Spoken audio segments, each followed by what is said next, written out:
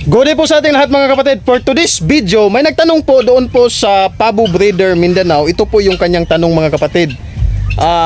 Yung kanyang tanong is ano daw yung tawag sa Pure BB X Common Breed, tapos Pure BB X Hybrid. Ang pangatlo naman is Hybrid X Common Breed. Kumbaga, crossbreeding po ito mga kapatid. Iwan ko lang kung tama po ba itong aking nalalaman. So sa mga sweeto o talagang veterano na po pagdating sa pabo, i-correct nyo po ako kung sakaling mali po itong aking idea na nasa isip ko po. So ganun pa man, ibabahagi ko lamang po sa inyo ang kaunti ko pong nalalaman na posibleng mali, posibleng tama. Ngunit alam ko po makakatulong ito lalo na po sa mga baguhan pagdating po sa pabo. Dahil marami talaga naguguluhan sila mga kapatid kung ano po yung ibig sabihin ng hybrid, pure breed, broad-breasted. So ito po, samahan nyo po ako. Here we go, let's go! Bali po mga kapatid, para mabigyan ko po kayo ng idea at mapalawak nyo pa po kung ano po yung mga breeding o linyada ng pabo ngayon na sikat at yung hindi masyadong sikat, hindi masyadong kilala sa panahon ngayon sa larangan po nagpapabo. Magsisimula po tayo dito po sa tinatawag na hybrid. Ayan. So kung nakikita nyo po mga kapatid, yung kanyang tanong dyan, Pure BB X Hybrid, yan sa number 2. So yung kanyang spelling mga kapatid is, yan po yung hybrid po yung kanyang, hybrid rin yung basa niyan eh. So kung magkarinig po tayo ng hybrid mga kapatid, dalawa pong senaryo yung papasok sa atin. Iwan ko lang, tatansyahin na lang natin kung ano po yung kausap natin. Kung matagal-tagal na yan sa larangan ng pagpapabo, pag sasabihin mong hybrid, alam na po niya kung ano yung kanyang tinutukoy. Pero pagdating po sa mga baguhan, tiyak ko po na dalawang senaryo po yung nasa isip nila once nakarinig po sila ng hybrid. Ayan. So yung unang hybrid mga kapatid na nasa isip ng mga baguhan pa po sa pagpapabo, maging ako dati, once nakakarinig ako ng hybrid, is ito po yung magagandang klase o high quality breed na lahi ng pabo. Ayan. So itong hybrid mga kapatid, iwan ko lang kung anong tamang spelling. Siguro baka yung spelling na yung sinulat ng ating kapatid na nagtanong. So ganito kasi, yung isang hybrid mga kapatid, parang term po yan na short term na ginagamit sa high quality breed. Sa Bisaya pa, sa maikling salita, hybrid. Pero yung ibig sabihin yan is high quality breed. Ayan. So ano po yung bilong sa high quality breed mga kapatid? Ayan. So ito na po, dito na po papasok yung pure na broad-breasted, yung White Nicholas. Ayan. Pure line. So high quality breed po yun. Pangalawa is yun pong Black Bronze broad-breasted. Ayan. So pure line, ibig sabihin high quality breed po yun. And then anon, pababa na Bourbon Red, Jersey Buff, Blue Slit, Black Spanish, ano pa ba, Nagaransit, ano pa, iba-ibang kulay. So yun po yung mga pure line, yung high quality breed o high quality line. Basta yung hybrid po na ibang term. So dito naman po sa pangalawang hybrid na ibibigay ko po sa inyo, binigyan ko naman po kayo ng idea mga kapatid. Ito po talaga yung nangyayari sa atin eh. Dalawang hybrid po yung papasok talaga sa ating isip. Yung mga high quality breed o yung mga pure line, yun po yung sinasabi ko sa inyo. So ito namang isang hybrid mga kapatid is ito po yung crossbreeding. Resulta po ito ng crossbreeding. Kung atin pong i-search sa Google ito mga kapatid, yung spelling na hybrid na yan. Ibig sabihin yan, dalawang line, binanggaan natin, yung magiging resulta niyan is hybrid. So yan po yung kanyang spelling oh. Ayan, hybrid. So malinaw na po sa inyo ngayon mga kapatid. Kung may kausap po kayo, tansyahin nyo lamang po yung tao na yon. Ano sa tingin nyo, baguhan po ba siya? Makikilala naman natin yan, daw siya magsalita pagdating po sa pabo. Baguhan po ba siya or sanay na po siya sa mga term ng pabo? Ayun po, dalawang hybrid ha. High quality breed na short term o maikling salita ng high quality bred. Tapos itong pangalawang hybrid is ito po yung crossbreeding. Resulta po ng crossbreeding na binangga. Di ba, binigay ko sa inyo na example is yun pong broad-breasted white Nicholas, tapos broad-breasted na black bronze, Jersey Buff, Blue Slit, ano pa ba? Red Bourbon, Black Spanish, ayun. Andin pababa. Tapos yung native o local turkey mga kapatid, yung maliliit na klase ba na pabo, ay consider po natin yun na pure line po yun na pure native. Ayun. Kumbaga, binigyan po natin ng tawag dito, pagkakakilanlan yung klase ng pabo. Ayun.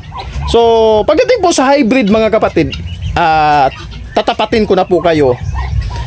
Yung Jersey Buff, ibangga natin yan sa pure na local or native turkey. Hybrid pa rin yung maging resulta. Pero X po yan, hindi po yan yung sikat ngayon. Pag makarinig po kayo ng hybrid mga kapatid na sikat ngayon, is yun pong may daladalang dugo ng broad-breasted. Ayan. Kung baka nagsimula po siya sa broad-breasted, ibinangga sa ibang line.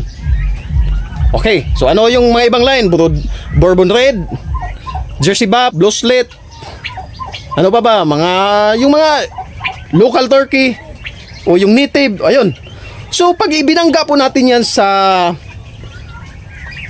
broad-breasted, yung resulta niyan is hybrid po. So yun po yung sikat na hybrid ngayon. So marami kasi sinasabi ng iba. So tawag dito, yung yung Royal Palm ko po, binangga ko po sa Jersey Buff. Ibig sabihin nun is hybrid. Yes, hybrid po yun. Pero yung hybrid na yun mga kapatid, hindi po yung sikat. Dahil yung sikat na hybrid talaga ngayon is yun pong may daladalang dugo ng broad-breasted. So, ganito na lang. Bibigyan ko na lamang po kayo ng idea. Ano ba yung mga line ng pabo na magkasing bigat lang po sila? Blue Slit, Jersey Buff, tapos local turkey o yung native turkey. Ayan, considered mo yan na magkasing laki lang po sila ng bigat. So, yung pangalawa po na malalaki ng konti sa local, sa Jersey Buff, sa Blue Slit, sa local turkey o native turkey, yung pangalawa po is yun pong Bourbon Red at saka hybrid. Yung hybrid na may dala-dala pong dugo ng broad-breasted. So, yun po yung nasa gitna. Tapos, yung pinakamabigat na klase ng pabo po is yun pong pure na broad-breasted. Ayan. So, sana nabigyan ko po kayo ng idea mga kapatid kung ano po yung tinatawag na hybrid. So, doon po sa kanyang tanong mga kapatid, pure broad-breasted yung ibig sabihin niya ng BB, X common breed. So, yung native turkey. Ano yun? Ano yung magkasing bigat lang? Blue Slit, Jersey Buff, local turkey. Ayun, yung tatlo na yan o Black Spanish. Ayun. Ano pa ba? White Holland. Ayun, pag ibinangga mo po yun sa broad-breasted mga kapatid, ang tawag po doon is hybrid turkey. Ayan. Yung hybrid na yun is yun pong two different line binangga natin, yun po yung resulta. Ayun po yung sagot sa tanong niya na number 1 mga kapatid. Pure BB X common breed. Ang tawag po doon is hybrid po. Ayan. And then, yung kanyang pangalawa namang tanong is pure BB X hybrid. Ayan. So, pure na broad-breasted, ibinangga naman sa hybrid. Kumbaga, yung anak na po ng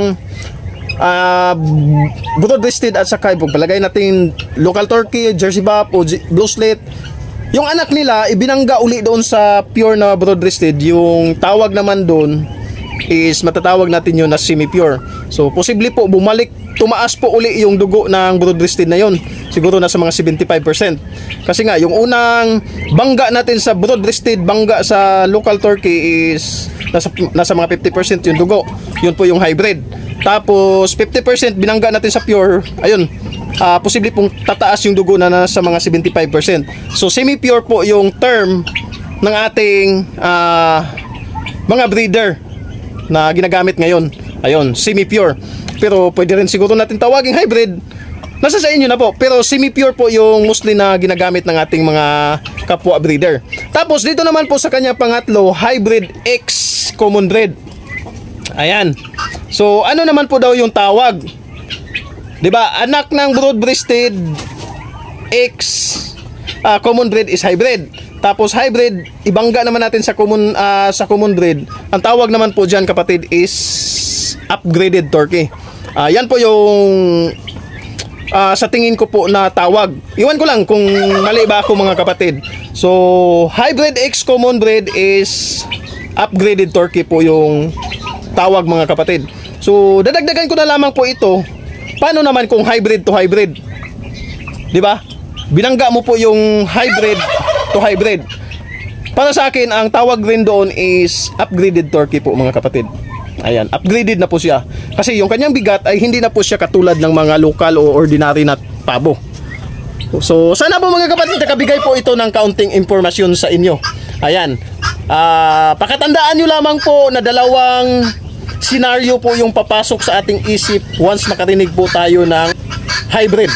Ayan. Kasi yung isang hybrid, yun po yung sinasabi ko po sa inyo na short term o maikling salita ng high quality breed. Yung mga pure line ng pabo. Tapos yung pangalawang hybrid, kung ating isi-search sa Google, is yun po, yung spelling na yan. So yan naman po yung anak ng dalawang pure line. Pero tandaan nyo po, ang sikat po na hybrid ngayon is yung pong may daladalang dugo ng broad-breasted. Ayan. Dahil kung yung iba, ibangga mo, doslet, ibangga mo sa local, tatawag nating hybrid naman yun, kaya lang, maliit kasi yung katawan, mga kapatid. Para sa akin, considered pa rin yun na local turkey. So, yung bigat po ng pangangatawan ng pabo, yan po talaga yung batayan ngayon kung saan po nakabase o ano po yung halaga ng pabong yun. Yun po talaga, mga kapatid. Kasi nga, ang pagpapabo kasi ngayon, mga kapatid, is hindi lang po sa kulay yung basihan eh. Liban na lang po sa Bourbon Red, kasi yung Bourbon Red, mga kapatid, kulay po yung tawag dito, nakapagpamahal po sa kanya. Ayan, yung pure na broad-breasted Bourbon Red. Tapos yung pure na broad-breasted naman, mga kapatid, yung kanyang bigat po, yun po ang nakapagpamahal po sa kanya. So sana po, mga kapatid, nakapagbigay po ito ng kaunting impormasyon, lalo na po sa mga baguhan. Huwag po kayong maguluhan, mga kapatid. Basta tandaan nyo lamang po, yung sikat na hybrid talaga ngayon is yun pong may daladalang dugo ng broad-breasted. Sana po nakatulong ito sa mga baguhan, maging sa mga matagal-tagal na po sa pabo, kung ito wala pa pong alam. Pero posible po na mali po itong ibinahagi ko po sa inyo, mga kapatid. Pero sa ngayon, yan po yung kaunting nalalaman ko po na idea pagdating po sa pagpapabo. Hanggang dito na lang, mga kapatid. Lagi niyo pong tandaan, ang paggawa ng mabuti ay di nagbubunga ng masama. See you on my next vlog. Bye-bye.